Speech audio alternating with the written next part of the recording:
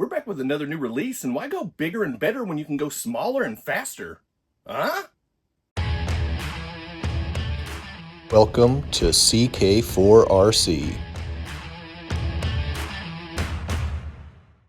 Welcome back to the channel. I'm Chaz, this is CK4RC, and this is another new release from Hobby Plus, the second new release in the last month, the third new release in the last 3 or 4 months. Today, we're not looking at an 18 scale crawler, we're looking at a 124 scale RTR micro buggy, the Speck B. Now let's get this thing out of the box and check it out because I think it's gonna be pretty cool. Oh, yeah, there it is. Check that out.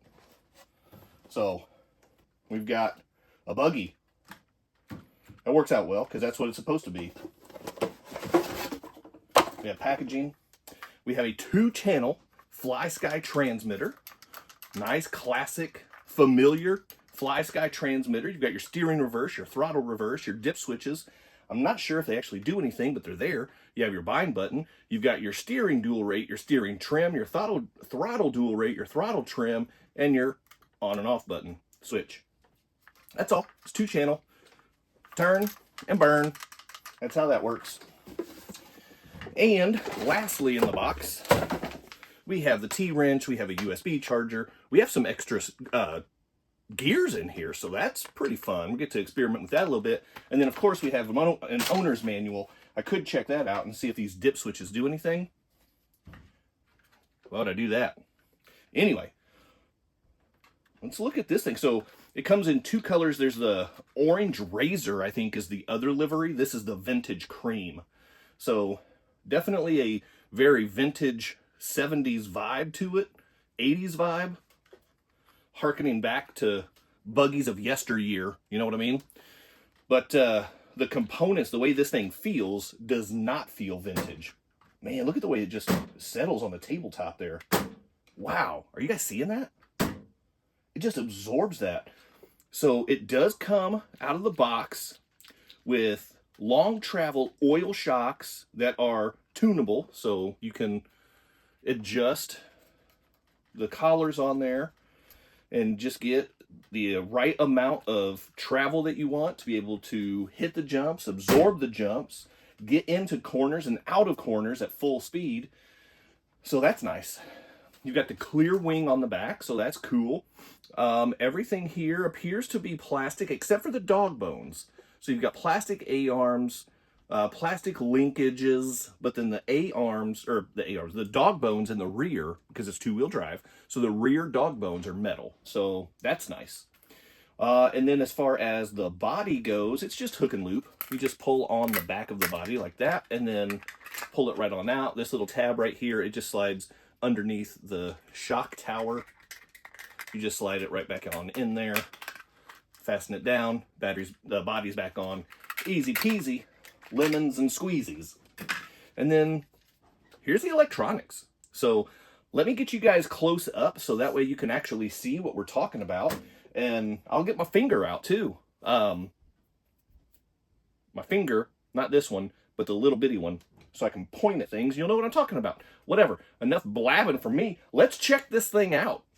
All right, here we go. Here's a nice top-down look of the electronics, and here's my finger. See what I'm talking about? So right here, we've got a nice Hobby Plus steering servo with a servo saver and a heavy-duty steering rack on here to make sure that you get the precision that you need whenever you are entering those corners, those turns, and get nice, tight steering whenever you need it. And then back here, we've got the FlySky receiver and ESC combo. It is 2S LiPo capable. And then the battery tray. So there are these 2 little tabs right here. There's one on this side and there's one on this side underneath that wire. You just pull those down and then this pops right off and there's your battery. It's a 350 milliamp 2S LiPo from Hobby Plus. And there's a little bit of extra room in here. So you're not married to this one specific battery. There are options available as far as potential other batteries on the market. So that's nice. Then you just pop that back on there with those tabs and it's good to go. And then you look back here in the rear and you've got this 30-turn brushed motor from Hobby Plus in the back. Now, you might be thinking to yourself, Self, this transmission right here seems giant. And yeah, it is big. Compared to a couple other 24 scale buggies that are on the market, this thing is huge. But what's cool about the Speck B is that this 30-turn brushed motor can be replaced with a 50-turn brushed motor with no other mounting option, no other mounting hardware needed.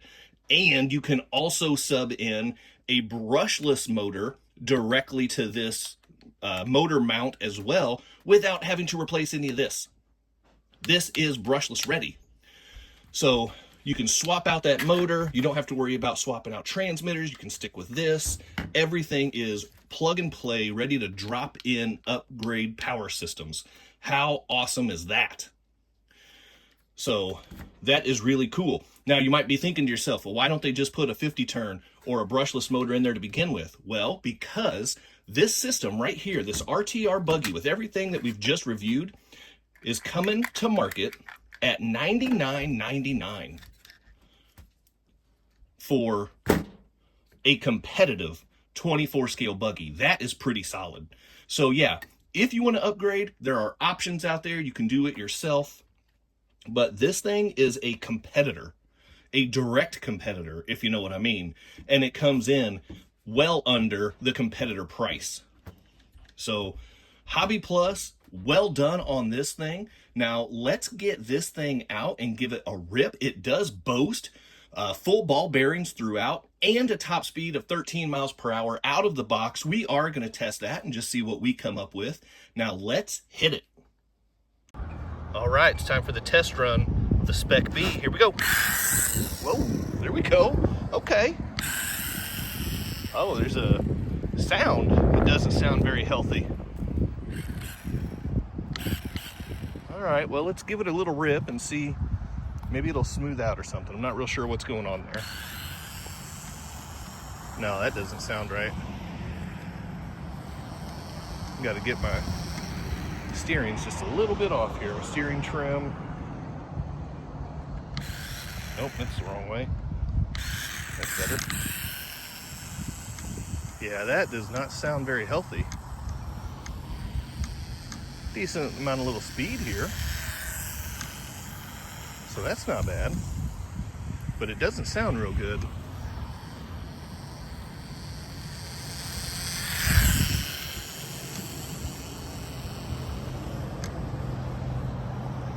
Doesn't sound real good at all. So I'm not super sure what's going on there, but let's check it out with the speedometer. All right, let's give it a rip. Get it around the loop here.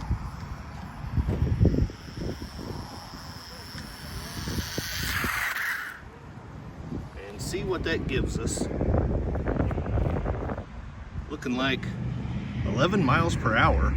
That is not quite what I was hoping for. I'm not totally sure how long this thing's gonna last, so let's jump it.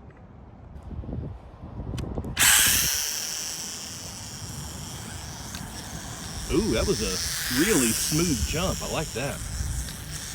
Oh man, it just steps down so nice. All right, well, that was fun, but let's see what this jump will give us.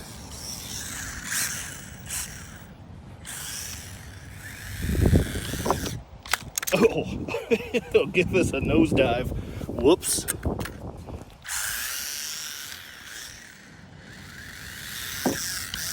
Ooh, this ramp might not quite be, or might not be quite the right angle for this thing.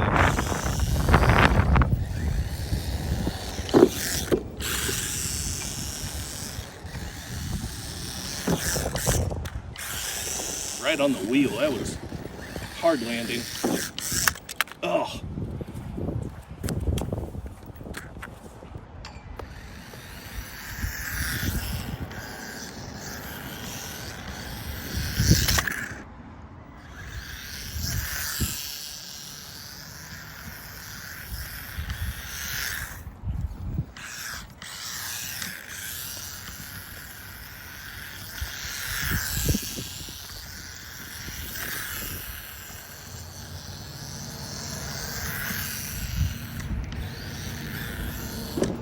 Oh, wipe out.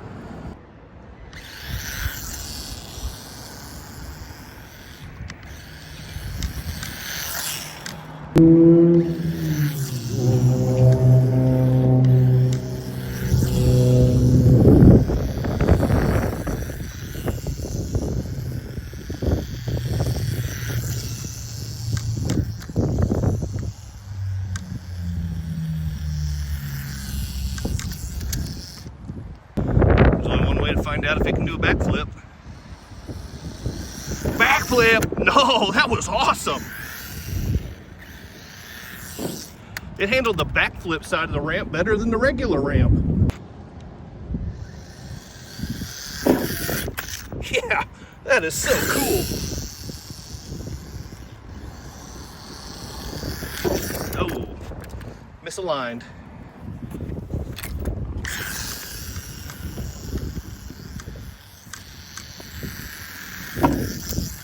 Man, I keep hitting the side of the ramp. Ugh, that was a hard landing. Ooh, no, nice. Ugh.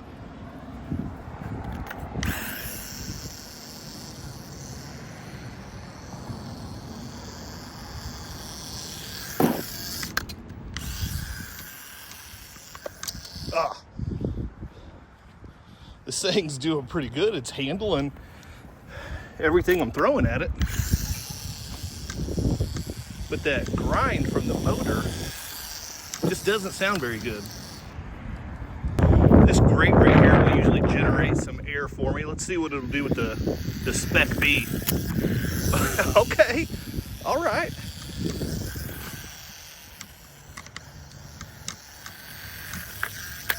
Oh, not quite that time.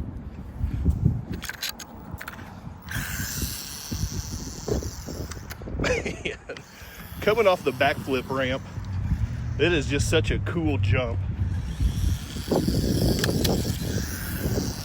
Might be like the first jump I've landed off of that side. Wasn't pretty, but I landed it. Oh, that just didn't want to line up at all.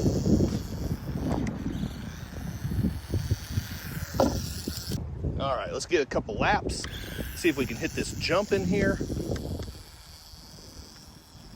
And it handles nicely. Even if I don't line up the jump very well. It's nice and smooth. The steering is good and controlled. Nice, there we go. Get it. Come on, Speck B, let's do it again.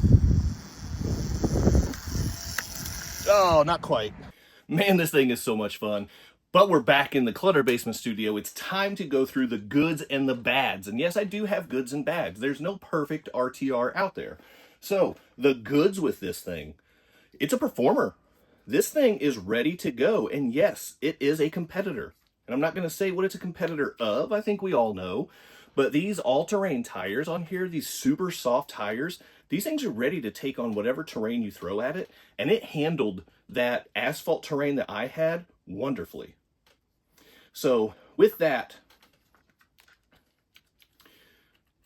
I took an extra, like, oversized jump, and it was probably a little bit too big for this thing. So it did come off that ramp kind of awkward. It landed really awkward, but that was the angles of when it was going up and coming down. It wasn't necessarily the fault of the buggy. It's more my fault. So I will take that. As far as the claimed 13 mile per hour top speed, unfortunately, I didn't get to 13 miles per hour. I ended up with 11 miles per hour. And I also had an issue when I first started running it, to where I got it out, plugged the battery in, turned it on, gave it a squeeze, and it took off for a second, and then it just stopped. I still had steering, but throttle reverse, non-existent. So, not sure what's going on there. I picked it up, I looked it over, I didn't see anything. I flipped it upside down just to see if, you know, something, I don't know, something came loose somewhere else. Turned it back over and it started working again. Now, there was a little bit of a grinding noise, is kind of what it sounded like. So maybe it wasn't running optimally. So maybe my 11 miles per hour is a little bit skewed, but that is what I ended up with. So There's potential for more. Like I said, with the motor upgrade ability going from a 30 size to a 50 size or a brushless, definitely there's more on the table that this buggy can offer. So that's exciting. The steering for me, it did seem to push a little bit. Now these tires, they were really good tires and they hooked up real nice, but it seemed to push through the corners a little bit whenever I was turning. So those are the bads. Well, the other bad, personally, this is just a personal preference for me, the vintage cream look, it's not my favorite. The orange razor livery, in my opinion, looks way better. Go get that one. That's the one. I like that one, but the vintage cream, I mean, it's cool. It definitely serves a purpose. It's vintage cream. It's just not personally my preference. So it is what it is. But like I said, the goods, this thing coming in at $99.99 is a direct competitor, and it's upgradable as well. So you've got oil shocks, you've got really good components, and the ability to make it even better. So yes, this thing, if you are into the 124 buggy scene, you're going to want to check this thing out. So there's my goods and my bads. If you made it this far in the video, drop cool buggy down in the comments for me. And then let me know, do you have any 24 scale buggies? If so, what do you have? And are you going to add this to your fleet? Drop that down in the comments as well. Hit that quadfecta for me before you go. Like, subscribe, comment, and share. Keep doing RC stuff, and I'll see you next time. Big time thank you to my members and channel partners, and if you would like to join the ranks, click on that join button for exclusive content, never before seen videos, early access to videos, and other exclusive content, pictures, polls, and having an active voice in what comes next on the channel. So appreciate the support. Click on that join button, and thank you so much to the channel members.